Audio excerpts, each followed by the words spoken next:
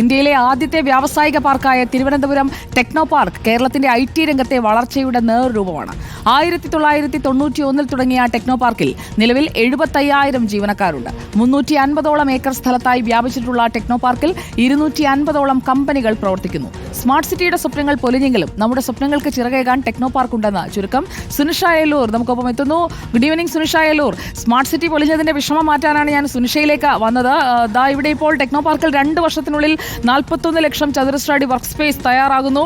കമ്പനികൾ 100ഓളം കമ്പനികൾ കാത്തു നിൽക്കുകയാണ് വർക്ക് സ്പേസിനായി. അപ്പോൾ വലിയ രീതിയിലുള്ള ഒരു വികസനം ടെക്നോ പാർക്കിൽ ഉണ്ടാകും. സ്മാർട്ട് സിറ്റി എന്ന ദുഃഖം മറയ്ക്കാൻ നമുക്ക് ടെക്നോ പാർക്കിലേക്ക് കൂടുതൽ ഫോക്കസ് ചെയ്യാം അല്ലേ?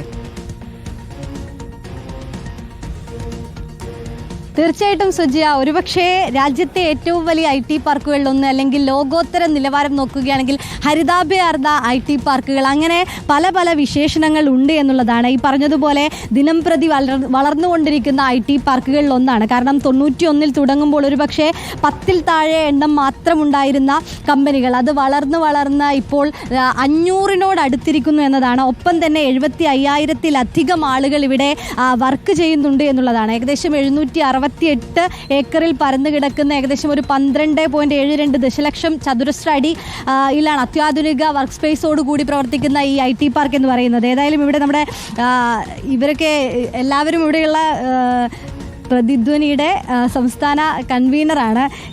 ഈ 91 തുടങ്ങിയതാണ്. അന്നൊരു പക്ഷേ 1-2 കമ്പനികളിൽ തുടങ്ങുന്നു. ഇന്ന് 2024 എത്തി നിൽക്കുമ്പോൾ ശരിക്കും എങ്ങനെയാണ് അതിൻ്റെ വളർച്ച മാറ്റങ്ങൾ? അതിഭയങ്കരമായ വളർച്ചയാണ് ഉണ്ടായിരിക്കുന്നത്. ഇപ്പോൾ അത് കുറച്ചുകൂടി നല്ല പുരോഗതിയിലേക്ക് മാറുന്നു എന്നാണ് മനസ്സിലാക്കുന്നത്. 1991 EK നയനാർ മുഖ്യമന്ത്രിയായിരിക്കുകയും KR ഗൗരിയമ്മ വ്യവസായ വകുപ്പ് മന്ത്രിയായിരിക്കുമ്പോഴാണ് ടെക്നോ പാർക്ക് ആരംഭിച്ചത്.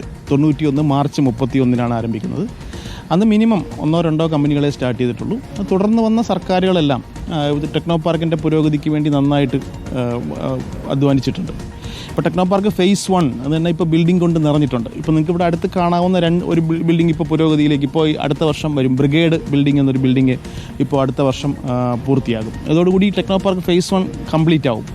ഫേസ് 2 എന്ന് പറഞ്ഞാൽ ഇൻഫോസിസും USTയും സ്വന്തമായിട്ട് ക്യാമ്പസ് ഉണ്ട്. അവിടെ തന്നെ ഒരു 15,000-ലധികം എംപ്ലോയീസ് വർക്ക് ചെയ്യുന്നുണ്ട്. ഫേസ് 3 ഇപ്പോൾ നന്നായിട്ട് ബിൽഡിങ്സ് വന്നു. ഇപ്പോൾ ടോറസ് ഡൗൺ ടൗൺ പ്രോജക്റ്റ് 45 ലക്ഷം ചതുരശ്ര അടിയിൽ വന്നിട്ടുണ്ട്. ഇനി അവരത് കുറച്ചുകൂടി കുറച്ചുകൂടി കൂടുതൽ 25% ആയിട്ടുള്ളൂ. അപ്പോൾ അവിടെ തന്നെ ഇപ്പോൾ ആക്സെഞ്ചർ സ്റ്റാർട്ട് ചെയ്തിട്ടുണ്ട്. അത് വലിയൊരു നേട്ടമാണ്. HCL ടെക് സ്റ്റാർട്ട് ചെയ്തിട്ടുണ്ട്. വലിയൊരു നേട്ടമാണ്. അപ്പോൾ അങ്ങനെ ഫേസ് 3-ലും പുതിയ കമ്പനികൾ വരുന്നു. പുതിയ മൾട്ടിനാഷണൽ കമ്പനികൾ വരുന്നു. അത് വളരെ നമ്മളെ IT ജീവനക്കാരെ സംബന്ധിച്ച് വളരെ ആഗോള ഭീമന്മാർ തൊട്ട് സ്റ്റാർട്ടപ്പുകൾ വരെ വരുന്നു. ഇവിടെ തന്നെ സ്റ്റാർട്ടപ്പിന്റെ തന്നെ ഒരുപാട് ടെക്നോ സിറ്റി വരുന്നു. അതാണല്ലോ ഒരു മുഖമിനുക്കൽ എന്ന് പറയുന്നത് ടെക്നോ സിറ്റിയാണ്. ഫേസ് 4-ൽ വരുന്ന ടെക്നോ സിറ്റി. അതിൽ TCSന്റെ IT ആൻഡ് ITES ക്യാമ്പസ് അടുത്ത മാസത്തോടെ പൂർത്തിയാവാൻ പോവുകയാണ്. ഫേസ് 4-ൽ ആണ് അടുത്തൊരു ഡെസ്റ്റിനേഷനായിട്ട് നമുക്ക് അറിയപ്പെടാം. അതുപോലെ ഫേസ് 4-ൽ വരുന്ന ടെക്നോ സിറ്റി അതെ. അതിലൊരു കോഡ് പ്രോജക്റ്റ് ഉണ്ട്. കോഡ് പ്രോജക്റ്റിൽ ടെക്നോ പാർക്കിൻ്റെ തന്നെ ഏറ്റവും വലിയൊരു ബിൽഡിംഗ് അവിടെ വരുന്നു. പിന്നെ ഇപ്പോൾ തന്നെ നിലവിൽ ബിൽഡിംഗ് ഉണ്ട്.